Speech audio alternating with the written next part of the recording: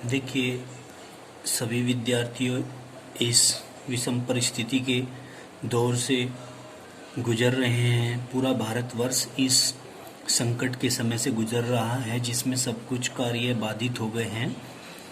इस विकट परिस्थिति में आप सभी विद्यार्थियों के लिए घर से ही रहकर आप सभी को कुछ ज़्यादा बेहतर तरीके से मार्गदर्शन करने के लिए ये वीडियोज बनाई जा रही हैं और आरके इंस्टीट्यूट के माध्यम से ये आप तक पहुंचाई जा रही हैं, जिससे आप अपनी शिक्षा का कार्य सुरुचिपूर्वक और निरंतरता से कर सकें।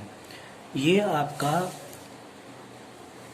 11वीं क्लास में कुछ सिलेबस जो रह गया था उसको पूरा कर रहे हैं। 806 ये यहाँ पर 806 पेज नंबर पर जो मैटर है आपका वो है ये। आज हम पढ़ने जा रहे हैं, जो कि पिछली हमने पढ़ी थी रासायनिक अभिक्रियाओं में, रासायनिक अभिक्रियाओं की क्रियाविधि में योग अभिक्रियाएं। अब उसके बाद 3rd नंबर आता है उसका निराकरण या विलोपन अभिक्रिया। ये जो कुछ शेष रह गया था भाग वो पूर्ति कर रहे हैं हम आज, ठीक है ना। चूँकि हमने 12th क्लास का सिलेबस चला दिया है, परंतु बीच में ही हमें ये 11वीं का भी थोड़ा थोड़ा हम करते रहेंगे, ठीक है ना। तो इसको आप वहीं कार्य को कर लेंगे जहाँ पर आप इस कार्य को कर रहे थे। इसके लिए आपने लगभग पेज छोड़े होंगे 10, उसमें ये कार्य आपका हो जाएगा। तो इसको हम इंग्लिश में एलिमिनेशन रिएक्शंस बोलते हैं। क्या बोलते हैं? Elimination reactions. तो निराकरण अभिक्रियाएं क्या होती है? निराकरण, जिसमें से एक मॉलिक्यूल अलग निकल जाता है, ठीक है ना। देखो, इन अभिक्रियाओं में किसी कार्बनिक आधार अणु से कोई छोटा भाग, जैसे कि परमाणु हुआ या परमाणुओं का कोई समूह हुआ, वो अलग से निकल जाता है। इस प्रक्रिया में अणु असंतृप्त हो जाता है, मतलब संतृप्त अणु होता है, सिंगल बॉन्ड वाला होता है, और अभिक्रिया के बाद जो शेष रह जाता है वो असंतृप्त हो जाता है, मतलब उसमें डबल या ट्रिपल बॉन्ड आ जाते हैं। ये अभिक्रियाएं योग अभिक्रियाओं के विपरीत होती हैं। निराकरण अभिक्रियाओं में सिग्मा बंधों के विलोपन से पाई बंधों का निर्माण होता है। मतलब क्या हुआ? सिग्मा बंध जो थे वो क्या हो गए? चले गए। सिग्मा बंध से पाई बंधों का निर्माण हो जाता है। यहाँ पर क्या हो जाता है? सिग्मा बंधों से पाई बंधों का निर्माण हो जाता है। सिग्मा बंध यहाँ से विलुप्त हो जाते हैं, ये विलुप्त हो जाएगा और पाई बॉन्ड यहाँ पर प्रेजेंट हो जाएगा। क्या हो जाएगा?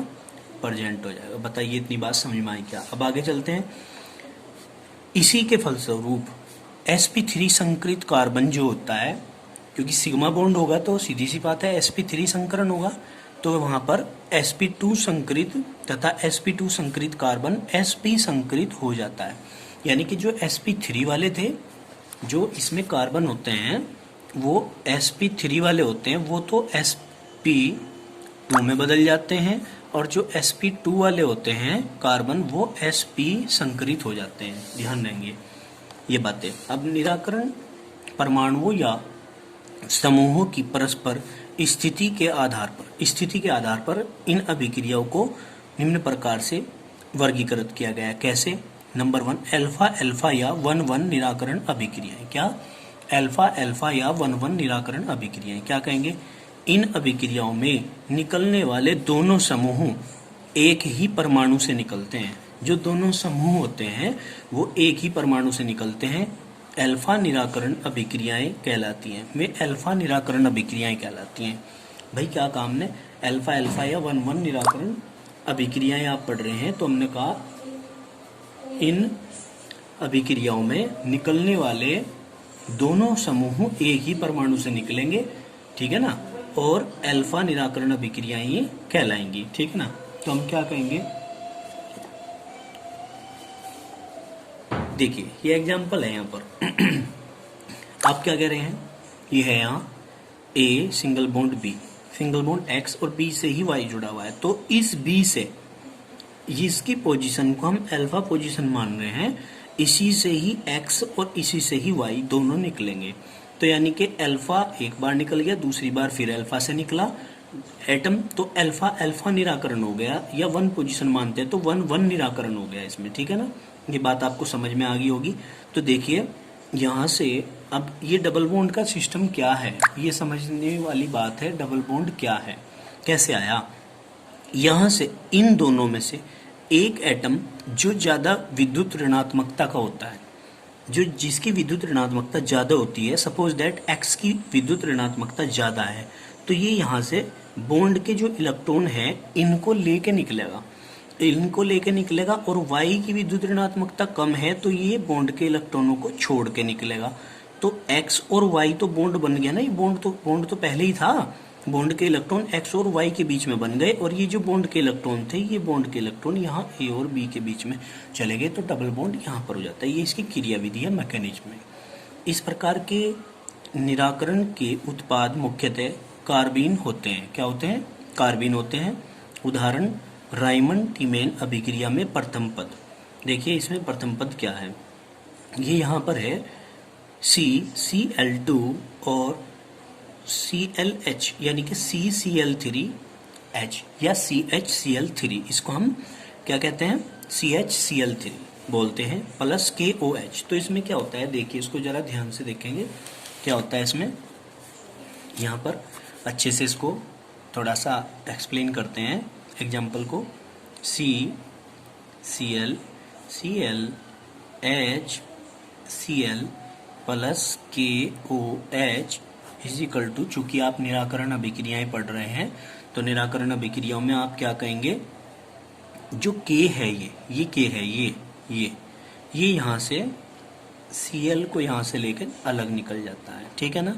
Cl को लेकर निकल जाता है, तो यहाँ पर KCl हो गया, प्लस ये जो H है यहाँ पर H ये जो H है, ये H चूंकि प्रोटॉन के रूप में निकलेगा तो अपने बॉन्ड के इलेक्ट्रॉन यहीं रह जाएंगे। इसके पास 2 इलेक्ट्रॉन है, ये 2 इलेक्ट्रॉन यहीं रह जाएंगे। ये H और OH H2O हो जाएगा, प्लस ये CCl2 और ये 2 इलेक्ट्रॉन मतलब CCl2 और लोन पेयर ऑफ इलेक्ट्रॉन, मतलब क्या बन गया, डाइक्लोरोकार्बीन बन गया। क्या बन गया, ये जो बन गया है आपके पास, ये बना है डाइक्लोरोकार्बीन,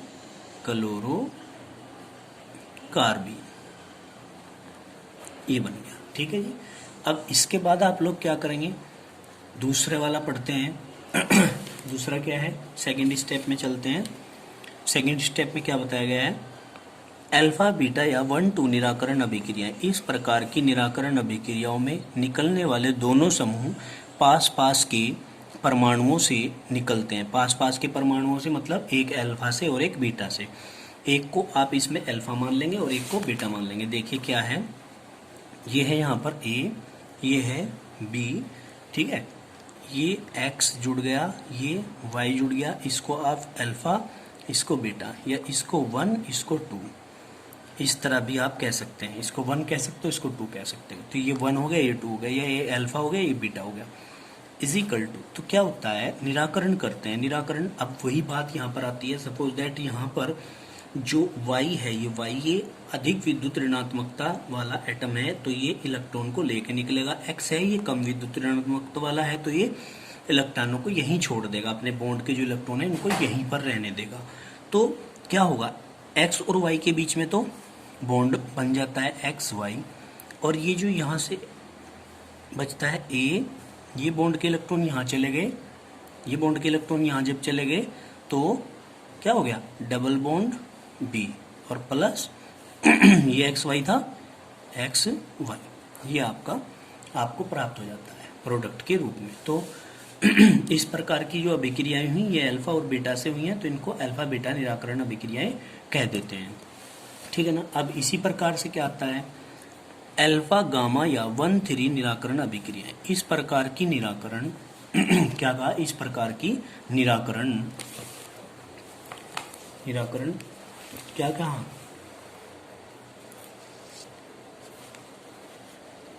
अभिक्रियाओं में निकलने वाले दोनों समूहों के बीच एक परमाणु का अंतराल होता है। दोनों के बीच में क्या होता है, एक परमाणु का अंतराल होता है, तथा अभिक्रिया के फलस्वरूप 3 परमाणुओं का एक चक्र बनता है। क्या बनता है भाई, 3 परमाणुओं का एक चक्र बन जाता है, A B C.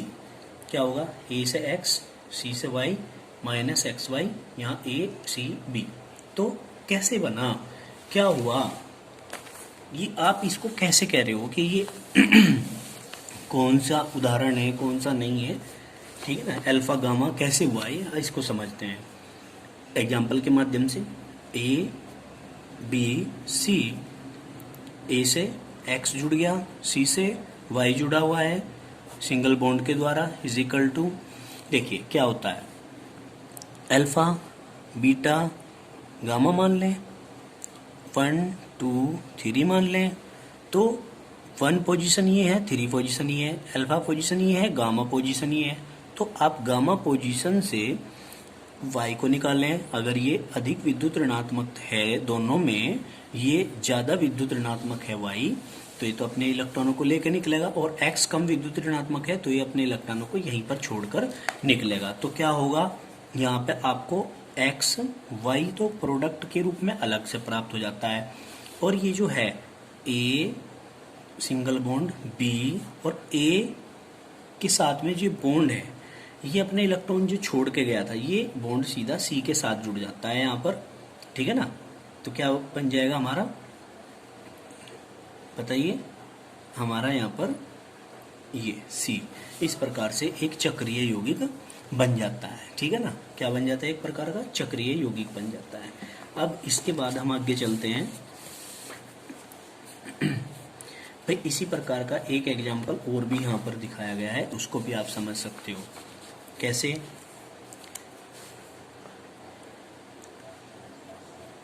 For example that, क्या है, यदि हमारे पास C6H5 CHOH single bond CH2 single bond CH single bond C6H5, यहाँ पर CH के साथ में OH, ये जुड़ा हुआ है ना, ये जुड़ा हुआ है। तो हम क्या करेंगे, तो चूंकि आपको इसमें निराकरण दिखाना है, क्या दिखाना है, निराकरण आपको दिखाना है। ये लिथियम एल्यूमिनियम हाइड्राइड की प्रेजेंस में हम रिएक्शन को कराते हैं, ठीक है जी।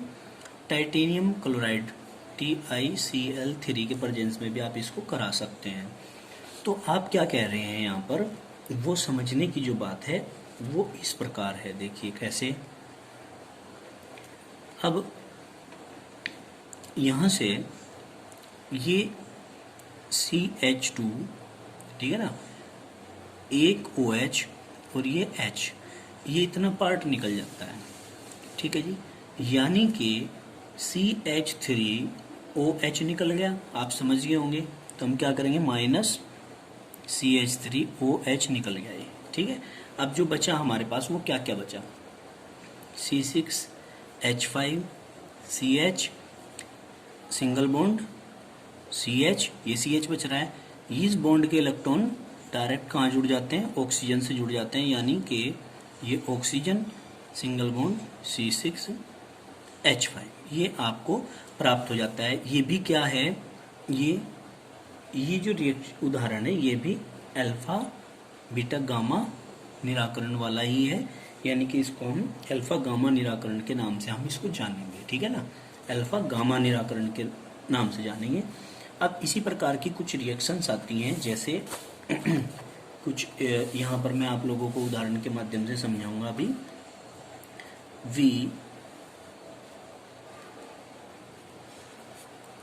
हैलोजनीकरण, इसको हम डी हैलोजिनेशन भी कहते हैं। क्या कहते हैं, डी हैलोजिनेशन। अब देखो डी हैलोजिनेशन में क्या होता है, डी माने निकलना या वी माने निकलना, हैलोजिनेशन माने हैलोजन का, किसका, हैलोजन का, हैलोजन यहाँ से निकल जाता है, ठीक है ना। तो इसको पढ़ेंगे पहले।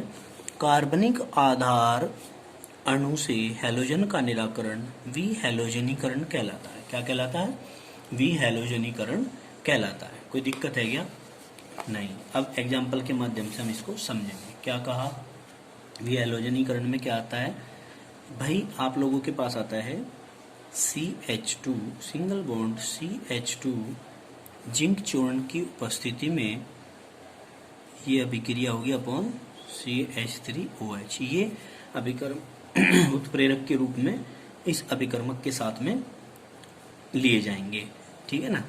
ये आपका एक मॉलिक्यूल है CH2X CH2X। तो इसके प्रेजेंस में जब रिएक्शन करते हैं तो जिंक के साथ में जब रिएक्शन होती है तो Zn इन दोनों X को लेकर यहाँ से अलग हो जाता है, ठीक है ना। यानी कि ये एक तो पूरा बॉन्ड को लेकर निकलेगा, एक इसको लेकर निकलेगा। तो Zn ये Zn था यहाँ पर और ये X2 निकल गया और ये बॉन्ड के इलेक्ट्रॉन कहाँ चले गए, यहाँ, यानी कि CH2 डबल बॉन्ड CH2 ये आपको प्राप्त हो जाता है, ठीक है ना। CH2 डबल बॉन्ड CH2 आपको प्राप्त हो जाता है। कोई दिक्कत है इसमें? इसी प्रकार से एक एग्जांपल आप लोग ले सकते हैं, यहाँ पर और ले सकते हैं एक एग्जांपल। भाई ये CH2 यहाँ पर X, यहाँ पर X, ठीक है ना। तो क्या करेंगे भाई, सेम परिस्थिति में जिंक चूर्ण की प्रेजेंस में CH3OH के साथ में जो है रिएक्शन कराते हैं तो क्या होता है भाई, यहाँ से दोनों ये X और Zn तो माइनस Zn X2 और यहाँ RCH, ये बॉन्ड के इलेक्ट्रॉन यहाँ आ जाएंगे डबल बॉन्ड CH2, ये बनेगा। बताइए इतनी बात समझ में आती है क्या? अब इसके बाद आता है निर्जलीकरण। क्या आता है? निर्जलीकरण। निर्जलीकरण में क्या है? कार्बनिक आधार अणु से जल का निराकरण। निर्जलीकरण भाई, अगर जल मॉलिक्यूल के रूप में बाहर निकल रहा है, वाटर निकल रहा है, तो हम इसको क्या कहेंगे? निर्जलीकरण कहेंगे, ठीक है ना। तो इस रिएक्शंस को, उदाहरण को समझेंगे। देखो RCH सिंगल बॉन्ड CH2 निकल ही रहा है एक मॉलिक्यूल, उसमें हेलोजन मॉलिक्यूल के रूप में निकल रहा था, तो हेलोजनीकरण हो गया। इसमें वाटर जो है एलिमिनेट हो रहा है, ठीक है ना, तो ये निर्जलीकरण हो गई। इसको हम डिहाइड्रेशन रिएक्शन के नाम से भी जानते हैं। देखिए, कंसंट्रेट H2SO4 अपॉन 160 से 170, 160 से 170 डिग्री सेंटीग्रेड पर यह अभिक्रिया होती है। तो क्या होगा, यहाँ से हाइड्रोजन प्रोटॉन के रूप में और OH अपने इलेक्ट्रॉनों को लेके निकलेगा माइनस H2O के रूप में, ठीक है। और ये जो बॉन्ड के इलेक्ट्रॉन थे, ये बॉन्ड के इलेक्ट्रॉन आ जाएंगे यहाँ, मतलब R single bond CH double bond CH2, ये आ जाएगा आपका। कोई दिक्कत तो नहीं है, ये आ जाएगा भाई, ठीक है। अब आगे देखेंगे विहाइड्रोहैलोजनीकरण। क्या है विहाइड्रोहैलोजनीकरण? क्या करेंगे, कार्बनिक आधार अणु से हाइड्रोजन हैलोजन अणु का निराकरण विहाइड्रोजनीकरण कहलाता है। क्या कहलाता है?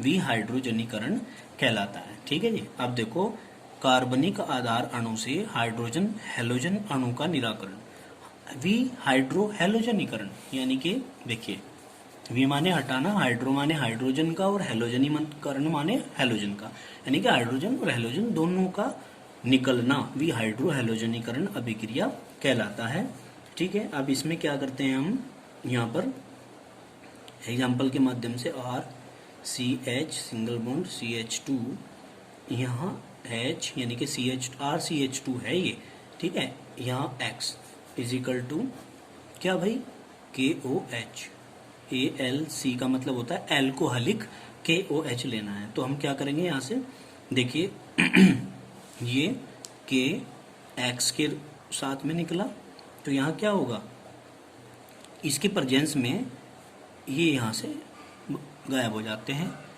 HX के रूप में ये निकल गए, बचा हमारे पास RCH डबल बॉन्ड CH2, ये हमारे पास प्राप्त होती है, ठीक है जी। ये कंडीशन हमें प्राप्त होती है। तो समझ में आ गया होगा आप लोगों के बेहतर तरीके से।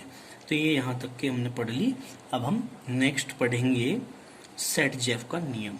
अब सेट-जेफ का नियम क्या है, देखो इसको समझेंगे। निराकरण अभिक्रियाओं से जुड़ा हुआ ही है ये नियम है। हम कहेंगे किसी आधार अणु से निराकरण क्रिया में यदि दो उत्पाद संभव हों तो मुख्य उत्पाद सेटजेफ नियम के अनुसार प्राप्त होता है।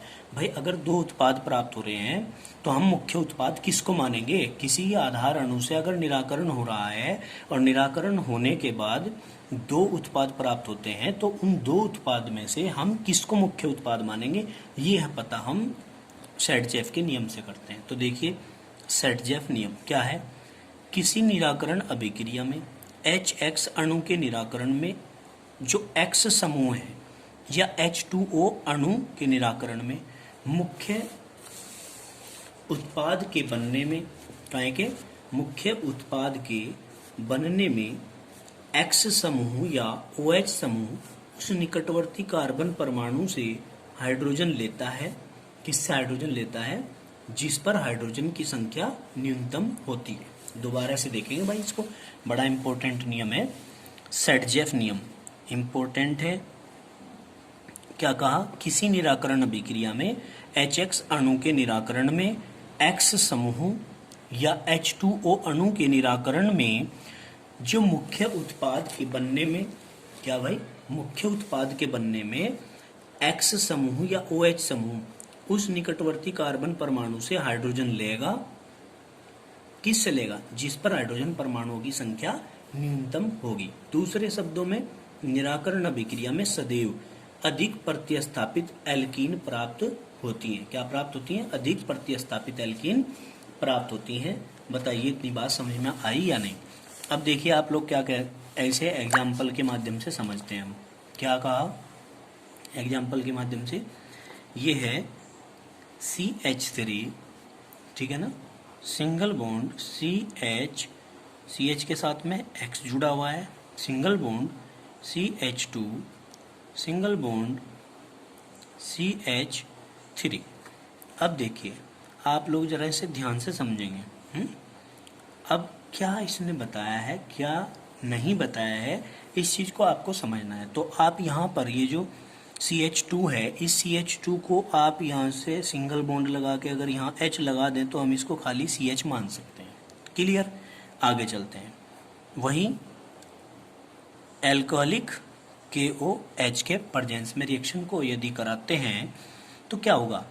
यहाँ से X निकल जाएगा, यहाँ से हाइड्रोजन प्रोटॉन के रूप में निकल जाएगा। जो ये बॉन्ड है, बॉन्ड के इलेक्ट्रॉन यहाँ पर डबल बॉन्ड बनाने में सहायता करेंगे, यानी कि CH3 single bond CH, double bond CH, single bond CH3, ये बन जाएगा। ये बनेगा मुख्य उत्पाद। ये होगा आपका, ये होगा भाई मुख्य उत्पाद, मेन प्रोडक्ट ये प्राप्त होगा, जिसको हम कहते हैं 1 2 3 4। तो मतलब BUTENE, ब्यूटीन 2 पे है ना, तो 2 ब्यूटीन 2। क्लियर? तो इस के आधार पे हमने आपको समझा दिया है। ठीक है, एक उत्पाद आप इसमें और भी बना सकते हो।